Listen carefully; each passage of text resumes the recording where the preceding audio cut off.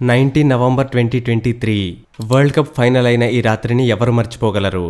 మనందరమైతే ఇదే అనుకున్నాం 1983లో ఎలా జరిగిందో, ఇంకా 2011లో ఎలా జరిగిందో, ఈసారి కూడా అదే జరగబోతుంది అని. దేశంలో ఉన్న పెద్దవాళ్ళు, చిన్నవాళ్ళు, జాబ్ చేసేవాళ్ళు, చదువుకునే వాళ్ళు అందరూ కూడా ఇదే ఆశతో చూశారు. కానీ ఆ రోజు జరిగిన దాన్ని బట్టి మన అందరం నిరాశపడాల్సి వచ్చింది. కానీ ఫ్రెండ్స్, నేను మీకు ఈరోజు ఒక విషయం చెప్పబోతున్నాను. ఆ రోజు మనం మ్యాచ్ అయితే ఓడిపోయాం, కానీ క్రికెట్ వరల్డ్లోనే మనం ఒక అలాంటి మ్యాచ్ గెలిచాం. ఇందులో మనల్ని రానున్న కొన్ని దశాబ్దాల వరకు ఎవ్వరూ ఓడించలేరు. 1983 నుంచి 2023 వరకు ఏమేం చేంజెస్ అయ్యాయో మనం కొన్ని సిచ్యువేషన్స్ ద్వారా అర్థం చేసుకోవడానికి ట్రై చేద్దాం. 1983లో మన టీం క్రికెట్ వరల్డ్ కప్ గెలిచినప్పుడు టీంకి గిఫ్ట్ ఇవ్వడానికి కూడా BCCI దగ్గర డబ్బులు లేవు. వాళ్ళకి ఏదో ఒక గిఫ్ట్ ఇవ్వడానికి స్వరకోకిల లతా మంగేశ్వర్ జీ ఒక కాన్సర్ట్ ఆర్గనైజ్ చేసి దాని నుంచి వచ్చిన డబ్బుల ద్వారా మన క్రికెటర్స్ ని సన్మానించారు. 1983లో ఇంగ్లాండ్ క్రికెట్ బోర్డు ఇండియాకి 2 ఎక్స్ట్రా టికెట్స్ ఇవ్వడానికి రిఫ్యూజ్ చేసేసింది. కానీ ఈ రోజున ఇండియా ఒక టికెట్ ₹1,00,000 అమ్మినా సరే జనాలు కొనుక్కోవడానికి రెడీగా ఉన్నారు. కానీ ఫ్రెండ్స్, ఈ రోజున BCCI ఏ స్టేజ్ లో నించుందో దాని వెనకాతల ధీరూభాయ్ అంబానీది చాలా కాంట్రిబ్యూషన్ ఉంది. BCCI కోట్లలో సంపాదిస్తుంది, కానీ ₹1 కూడా ట్యాక్స్ కట్టదు. ఎందుకు? BCCI 1983లో చాలా పూర్, కానీ ఇప్పుడు అంతరిచ్చలా అయిపోయింది. అసలు ఈ BCCI అనేది డబ్బులు ఎక్కడెక్కడి నుంచి సంపాదిస్తుంది? ICC క్రికెటింగ్ వరల్డ్లో టాప్ అథారిటీ, ఇది కూడా BCCIకి ఎందుకు భయపడుతుంది? అసలు ప్రపంచంలో అలాంటి క్రికెట్ బోర్డే లేదు ఇండియాకి అగెనెస్ట్గా మాట్లాడేలా. క్రికెటింగ్ వరల్డ్లో ఇండియా అనుమతి లేకుండా ఒక్క ఆకు కూడా కదలదు. పెద్ద పెద్ద క్రికెట్ బోర్డ్స్ యొక్క ఫైనాన్షియల్ హెల్త్ దెబ్బతిన్నప్పుడు BCCI దగ్గరికి వచ్చి చేతులెందుకు జోడిస్తారు? సో రండి ఫ్రెండ్స్, మనం ఈ వీడియోలో వీటన్నిటికీ ఆన్సర్స్తో పాటు board of control for cricket in India యొక్క జీరో టు హీరో జర్నీ కూడా చూద్దాం. ఈ స్టోరీ చెప్తుంది never ever mess with Bharat. సింపుల్గా అర్థం చేసుకోవడానికి ఈ వీడియోని 4 పార్ట్స్ కింద డివైడ్ చేద్దాం. పార్ట్ 1, అసలు BCCI ఎందుకు అంత పూర్? పార్ట్ 2, BCCI ఇంత రిచ్ ఎలా అయ్యింది?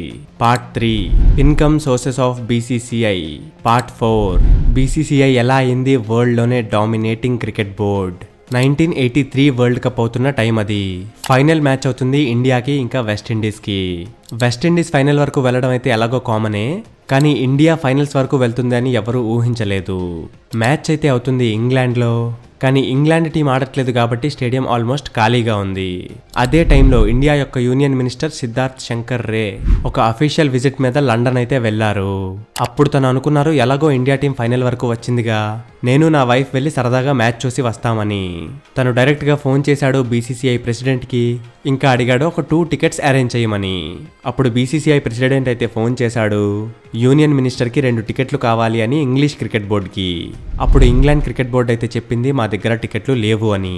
అప్పటి BCC president NKP Salve England cricket board అలా రిజెక్ట్ చేయడంతో తిను ఆ మ్యాటర్ని చాలా సీరియస్గా తీసుకున్నాడు. నిజానికి వరల్డ్ కప్ అయితే స్టార్ట్ అయింది 1975 నుంచి. 1975, 1979, 1983 ఈ 3 సార్లు కూడా వరల్డ్ కప్ ని ఇంగ్లాండే హోస్ట్ చేసింది. వరల్డ్ కప్ ఇంగ్లాండ్లోనే అవుతుంది కదా, అందుకే వీళ్ళకింత అరోగెన్స్. ఇప్పుడు BCCI అయితే ఇది డిసైడ్ అయిపోయింది, ఎలాగైనా సరే వరల్డ్ కప్ ని ఇంగ్లాండ్ నుంచి బయటికి తీసుకుని రావాలి అని. ఇప్పుడు మీరు అడగొచ్చు, NKP సాల్వే అలా సైలెంట్ గా ఎందుకున్నాడు? ఆ మాత్రం గట్టిగా మాట్లాడి మనం టికెట్స్ తీసుకోలేమా అని. అప్పటి BCCI పరిస్థితి మీకు ఒకసారి చెప్తాను వినండి. నిజానికి BCCI అప్పుడు లాస్ లో నడుస్తుంది. మన ప్లేయర్ కపిల్ దేవ్ కి తను ఏ లెవెల్ పర్ఫార్మరో మీకు బాగా తెలుసు. తనకి కేవలం 1500 per మ్యాచ్ శాలరీ అయితే వచ్చేది, ఇంకా 200 రూపీస్ డైలీ అలవెన్స్. ఏ బోర్డు అయితే తన ప్లేయర్స్కే సరిగ్గా పే చేయలేకపోతుందో ఇంకా దానికి గొడవాడేంత దమ్ ఎక్కడుంటుంది? 1983లో మన వాళ్ళు ఎప్పుడైతే గెలిచి ఇండియాకి తిరిగి వచ్చారో, సరే గెలిచైతే వచ్చారు, కానీ వీళ్ళకి రివార్డ్ ఇవ్వటానికే మన దగ్గర డబ్బులు లేవు. అప్పుడు వచ్చారు లతా మంగేశ్వర్ గారు, తను ఫ్రీగా ఒక కాన్సర్ట్ ని కండక్ట్ చేశారు, ఇంకా 20 lakh రూపీస్ రైజ్ చేసి మన ప్లేయర్స్ కి రివార్డ్ అయితే ఇచ్చారు. ఈసారి ఎలా అయినా సరే ఇండియా ఇంగ్లాండ్ నుంచి వరల్డ్ కప్ ని బయటికి తీసుకుని రావాలి అని గట్టిగా ఫిక్స్ అయిపోయింది. ఎయిర్ మార్షల్ తో మాట్లాడారు, ఇంకా నూర్ ఖాన్ పాకిస్తాన్ క్రికెట్ బోర్డు యొక్క ప్రెసిడెంట్ తినతో కూడా మాట్లాడారు. మెల్లగా ఆస్ట్రేలియాని కూడా కలిపేసుకున్నారు. వీళ్ళందరూ కలిసి మాట్లాడుకుని ఎలా అయినా సరే వరల్డ్ కప్ ని ఇంగ్లాండ్ నుంచి బయటికి తీసుకుని రావాలి అని ఫిక్స్ అయిపోయారు. తర్వాత ఎప్పుడైతే ICCలో ఓటింగ్ జరిగిందో నెక్స్ట్ వరల్డ్ కప్ ఎక్కడ జరగాలో అని, వీళ్ళందరూ ఎలానో డిసైడ్ అయిపోయారు కాబట్టి 16-17 ఓట్స్ డిఫరెన్స్ తో గెలిచేశారు. ఫైనలీ ఫస్ట్ టైం 1987లో వరల్డ్ కప్ అయితే జరగబోతుంది ఇండియాలో. ఇప్పుడు ఏదైనా కంట్రీ వరల్డ్ కప్ హోస్ట్ చేస్తుంది అంటే అది మిగతా కంట్రీస్ కి డబ్బులు ఇస్తుంది. మీరు వరల్డ్ కప్ ఆడుతున్నారు కాబట్టి మేము హోస్ట్ కాబట్టి రండి మిమ్మల్ని మేము హోస్ట్ చేస్తామని. ఆ టైంలో ఇంగ్లాండ్ అందరికి $20,000 అయితే ఇచ్చేది. అప్పుడు ఇంక ఇండియా చెప్పింది సరే మేము $40,000 ఇస్తాము అని. ఫైనల్లీ వరల్డ్ కప్ కి అప్రూవల్ అయితే వచ్చేసింది, ఇది ఇండియాలోనే జరుగుతుంది అని. కానీ మన దగ్గర డబ్బులైతే లేవు. ఒక్కొక్క టీంకి $40,000 అయితే ఇవ్వాల్సి ఉంది.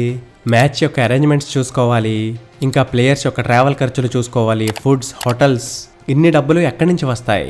మొత్తం వరల్డ్ కప్ కండక్ట్ చేయడానికి ఎస్టిమేటెడ్గా బీసీసీఐకి కావాల్సిందైతే 20 crore రూపీస్. ఇంకా స్పాన్సర్షిప్ గురించి మాట్లాడుకుంటే మొత్తం స్పాన్సర్షిప్ నుంచి వచ్చిన అమౌంట్ 38 lakh రూపీస్. కావాల్సిందేమో 20 crores, వచ్చింది 38 lakh. మిగతా డబ్బుల కోసం అయితే వెళ్లారు గవర్నమెంట్ దగ్గరికి. అప్పుడు రాజీవ్ గాంధీ అయితే గ్రాంట్ చేశారు 4 crore రూపీస్. కానీ ఈ డబ్బులతో కూడా పెద్దగా ఏమీ చెయ్యలేం. ఇలాంటి టైంలోనే మనకు అవసరం అవుతారు బిజినెస్ మ్యాన్స్. ఆ టైంలో ఇండియాలో లీడింగ్ బిజినెస్ మ్యాన్ అయితే ధీరుభాయ్ అంబానీ గారు. సో ధీరుభాయ్ అంబానీ అయితే ఇచ్చారు 6 crores. అందుకే 1987 వరల్డ్ కప్ పేరైతే అయిపోయింది రిలయన్స్ వరల్డ్ కప్. ఆ వరల్డ్ కప్ లో మనమైతే ఓడిపోయాం, కానీ క్రికెట్ వరల్డ్ లో మనం డిప్లొమాటిక్ గా గెలిచాం. ఎందుకంటే మనం వరల్డ్ కప్ ని ఇంగ్లాండ్ నుంచి బయటికి తీసుకొచ్చాంగా. ఒక్కనొక టైంలో ఎప్పుడైతే మనం క్రికెట్ ఆడటానికి ఆస్ట్రేలియా వెళ్ళామో అప్పుడు బీసీసీఐ దగ్గర బాల్స్ కొనడానికి కూడా డబ్బులు లేవు. ఒక టూర్లో ఆడటానికి దగ్గర 50 బాల్ అయితే అవసరం పడతాయి. వాటిని బీసీసీఐ ఎలాగోలా అరేంజ్ చేసి ఇచ్చేసేది. కానీ ప్రాక్టీస్ కోసం 200 to 250 బాల్స్ అయితే పడతాయి. వాటిని బీసీసీఐ అయితే అఫోర్డ్ చేయలేకపోయేది. అందుకే ప్లేయర్స్ నార్మల్ బాల్స్ తో ప్రాక్టీస్ చేసేవారు. సో ఇదైతే అయిపోయింది బీసీసీఐ ఎంత పూర్ అనేది. ఇప్పుడు మాట్లాడుకుందాం the rise of BCCI, how BCCI became rich. ఆ టైంలో మనం చూసినట్టయితే బ్రాడ్కాస్టింగ్ రైట్స్ యొక్క మోనోపోలీ దూరదర్శన్ దగ్గర మాత్రమే ఉండేది. ఫ్రెండ్స్ మీకు ఇది తెలుసా, బీసీసీఐ ప్రతి మ్యాచ్ కి 5 lakh రూపీస్ ఇచ్చేది దూరదర్శన్ కి. మా మ్యాచ్ మీ దూరదర్శన్ లో చూపించండి అని. కానీ ఒక టర్నింగ్ పాయింట్ అయితే వచ్చింది. జగ్మోహన్ డాల్మియా అయితే అయిపోయాడు బీసీసీఐ యొక్క ప్రెసిడెంట్. అప్పుడు తను అబ్జర్వ్ చేశాడు ఈ దూరదర్శన్ యొక్క మోనోపోలీ ఏంటి. తను డైరెక్ట్ గా కోర్టులో కేసు వేశాడు. క్రికెట్ ని కండక్ట్ చేసేది మేము, బ్రాడ్కాస్టింగ్ రైట్స్ కూడా మాకే కావాలి అని. 1991 వరకు ఇండియాలో ఎవరి దగ్గర పెద్దగా టీవీలు ఉండేవి కాదు, ఎవరు పెద్దగా టీవీలు కూడా చూసేవారు కాదు. కానీ 1991లో ఎప్పుడైతే లిబరలైజేషన్ స్టార్ట్ అయిందో అప్పుడు మొత్తం గ్లోబల్ మార్కెట్టే ఓపెన్ అయిపోయింది. సౌత్ ఆఫ్రికా అయితే వచ్చింది ఇండియా. సౌత్ ఆఫ్రికాకి ఇండియాకి మధ్యలో మ్యాచ్ ఉంది. అప్పుడు సౌత్ ఆఫ్రికా టీం యొక్క అడ్మినిస్ట్రేషన్ అడిగింది బీసీసీఐని ఎంత డబ్బులు తీసుకుంటారు బ్రాడ్కాస్టింగ్ కి అని. అప్పటిదాకా బీసీసీఐ బ్రాడ్కాస్టింగ్ కి డబ్బులు ఇచ్చేది. అప్పుడు అర్థమైంది బీసీసీఐకి బ్రాడ్కాస్టింగ్ నుంచి కూడా డబ్బులు సంపాదించొచ్చు అని. ఫస్ట్ టైం బీసీసీఐ దగ్గరికి సౌత్ ఆఫ్రికా యొక్క బ్రాడ్కాస్టింగ్ డబ్బులు అయితే వచ్చాయి. తర్వాత 1993లో ఇంగ్లాండ్ కి అగైనెస్ట్ గా ఒక మ్యాచ్ అయింది. అప్పుడు బీసీసీఐ చార్జ్ చేసింది 2 crore రూపీస్ ఫర్ బ్రాడ్కాస్టింగ్. తర్వాత మెల్లమెల్లగా స్పాన్సర్షిప్స్ కూడా పెరుగుతూ వచ్చాయి. ఫైనల్లీ 2006 to 2007 కి వచ్చేసరికి బీసీసీఐ దగ్గర ఉన్నాయి 650 crore రూపీస్. కానీ దీని తర్వాత 2008లో ఒక ఈవెంట్ అయ్యింది. దీని తర్వాత బీసీసీఐకి వెనక్కి తిరిగి చూసుకోవాల్సిన అవసరమే రాలేదు. అదేం ఈవెంటో మీకు బాగా తెలుసు, చాట్ బాక్స్ లో చెప్పేయండి. కానీ నేను మీకోసం చెప్పేస్తున్నాను, ఆ ఈవెంట్ పేరు ఐపీఎల్. ఐపీఎల్ బీసీసీఐకి ఇంత పెద్ద పాజిటివ్ ఇంపాక్ట్ క్రియేట్ చేస్తుందని బీసీసీఐ కూడా అనుకోలేదు. నెక్స్ట్ మనం మాట్లాడుకుందాం ఇన్కమ్ సోర్సెస్ ఆఫ్ బీసీసీఐ. ఒకటి, బ్రాడ్కాస్టింగ్ రైట్స్ ని సెల్ చేసి డబ్బులు ఎర్న్ చేయటం. ఇప్పుడు బ్రాడ్కాస్టింగ్ రైట్స్ అంటే సింపుల్ గా ఆ మ్యాచ్ ని ఏ ప్లాట్ఫామ్ స్ట్రీమ్ చేస్తుంది అని. ఆ ప్లాట్ఫామ్ అయితే మధ్య మధ్యలో యాడ్స్ వేసో లేదంటే కస్టమర్స్ దగ్గర సబ్స్క్రిప్షన్ ఫీజు తీసుకోనో కస్టమర్స్ దగ్గర నుంచి మనీ ఎర్న్ చేస్తుంది. ఈ బ్రాడ్కాస్టింగ్ బిజినెస్ లో ప్రపంచంలో అందరికంటే ఎక్కువ డబ్బులు సంపాదించే క్రికెట్ బోర్డు అయితే బీసీసీఐనే. ఎందుకంటే ఎప్పుడైతే ఇండియా ఒక మ్యాచ్ ఆడుతుందో అప్పుడు చూసే లైవ్ ఆడియన్స్ కౌంట్ వెళ్ళిపోతుంది 5 to 10 crores. ఇంతమంది చూసే ఒక ఈవెంట్ కి యాడ్ చేయడానికి కంపెనీస్ కూడా డబ్బులు చాలా ఇస్తాయి. ఐపీఎల్లో అయితే 10 seconds యాడ్కే 19 lakh వరకు ఫీ అయితే పడుతుంది. అదే ఫైనల్ మ్యాచ్ అయితే సేమ్ 10 seconds యాడ్కి 25 lakh రూపీస్ ఖర్చు అవుతుంది. ఇండియా పాకిస్తాన్ మ్యాచ్ అయితే సేమ్ 10 seconds యాడ్కే 30 lakh రూపీస్ అయితే పెట్టాల్సి వస్తుంది. ఇలాంటి రేట్లు మిగతా ఏ బోర్డులో కనీసం పాసిబుల్ కూడా కాదు. బీసీసీఐ యొక్క సీక్రెట్ వెపన్ ఏంటంటే cricket loving people like you and me. మనం ఎప్పటి వరకు మ్యాచ్లు చూస్తూనే ఉంటామో అప్పటి వరకు బీసీసీఐ మనీ ప్రింట్ చేస్తూనే ఉంటుంది. ఇందుకే ఏదైనా క్రికెట్ బోర్డుకి కష్టాలు వస్తే ముందు వాళ్ళకి గుర్తొచ్చేది ఇండియానే. ఆస్ట్రేలియా క్రికెట్ బోర్డు లాసుల్లోకి వెళ్తున్నప్పుడు 5 ODI మ్యాచ్లు ఇండియాతో కండక్ట్ చేసేద్దాం, బ్రాడ్కాస్టింగ్ రైట్స్ ఎలాగో చాలా ఎక్కువ రేట్కి అమ్ముకోవచ్చు, మళ్ళీ క్రికెట్ బోర్డు అనేది ప్రాఫిట్లోకి వచ్చేస్తుంది. అదే లాసుల్లో ఉన్నప్పుడు శ్రీలంకతో మ్యాచ్ పెట్టుకుంది అనుకోండి, బ్రాడ్కాస్టింగ్ రైట్స్కి అసలు రేట్స్ ఏం వస్తాయి. అందుకే ప్రతి బోర్డు కూడా ఇంట్రెస్టెడ్గా ఉంటుంది ఇండియాతో మ్యాచ్ ఆడటానికి. బీసీసీఐకి నెక్స్ట్ ఎర్నింగ్ సోర్స్ టికెట్స్. అందరికంటే ఎక్కువ స్టేడియంలు ఉన్నది మన కంట్రీలోనే. అన్నిటికంటే ఎక్కువ సీటింగ్ కెపాసిటీ ఉన్న స్టేడియంలు కూడా మనవే. అందుకే టికెట్ ప్రైస్ తో కూడా బీసీసీఐ అనేది చాలా మనీని ఎర్న్ చేస్తుంది. ఇంతే కాకుండా టైటిల్ స్పాన్సర్ ద్వారా బీసీసీఐ మనీ ఎర్న్ చేస్తుంది, కిట్ స్పాన్సర్ ద్వారా మనీ ఎర్న్ చేస్తుంది, ఇంకా బౌండరీ మీద వేసే అడ్వర్టైజ్మెంట్కి దాంతో కూడా బీసీసీఐ ఎర్న్ చేస్తుంది, ఇంకా స్టేడియం బయట ఏదైతే మర్చెంటైజ్ సేల్ అవుతుందో దాని ద్వారా కూడా బీసీసీఐ ఎర్న్ చేస్తుంది. ఇన్ని విధాలుగా ఎర్న్ చేస్తూ ఈ రోజు బీసీసీఐ యొక్క నెట్వర్త్ అయితే అయ్యింది 25,000 crore రూపీస్. ఇంకా ఇయర్లీ ఎర్నింగ్ అయితే అప్రాక్సిమేట్లీ 4,500 crore రూపీస్. 1983లో మన బోర్డు ఎంత పూర్గా ఉంది, 2023కి ఎంత రిచ్ అయిపోయింది. నిజానికి ఐసీసీ బీసీసీఐ ముందు ఒక్క మాట కూడా మాట్లాడలేదు. అదెందుకో అర్థం చేసుకుందాం రండి. BCCI dominates cricket world. BCCI ఒక్కటే కాకుండా వరల్డ్లో చాలా బోర్డ్స్ అయితే ఉన్నాయిగా, కానీ ఐసీసీ మనకి ఎందుకు భయపడుతుంది? ఎందుకంటే పాలిచ్చే ఆవు తన్నినా సరే మనం ఏమి అనుకోం కాబట్టి. ఐసీసీ యొక్క 80% రెవెన్యూ ఇండియా నుంచి వస్తుంది. మన బోర్డు ఎలా అన్ని బోర్డుల కంటే ఎక్కువ సంపాదిస్తుందో అలానే మన క్రికెటర్స్ కూడా అందరి క్రికెటర్స్ కంటే ఎక్కువే సంపాదిస్తారు. Top 10 net worth cricket players list ఎప్పుడైనా చూడండి, అందులో 7 to 8 ప్లేయర్స్ అయితే ఇండియన్సే ఉంటారు.